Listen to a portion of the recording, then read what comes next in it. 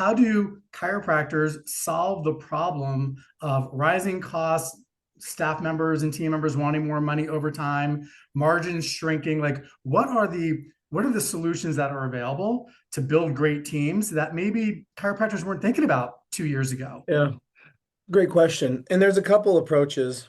The first, I won't go into depth because it's self-explanatory, but chiropractors need to charge more.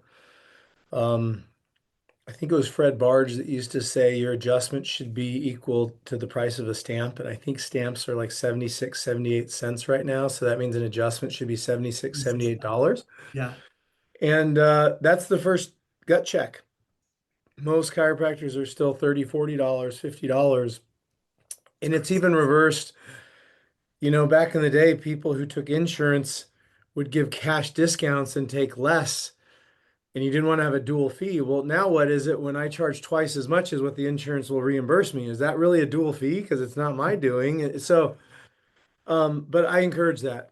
The insurance should be the cheaper rate you're accepting in your practice. So that's just the first step. And I can promise you, yes, there's franchises like The Joint that charge $25, $30, but there's also Planet Fitness that charges $10 or $15. I still pay many hundreds of dollars a month for a trainer, and my wife pays a few $100 for Orange Theory. And you can have both. You can have both Yep. sides of the spectrum. And I would suggest chiropractors, especially if you're specialized, it's really hard to compete on the low end of the market. The Joint has that nailed. So why not go to the high end of the market? And that solves a lot of problems. When you have overhead expenses, you're competing now with Starbucks and fast food restaurants. If you're paying $23, $25 an hour, Yeah.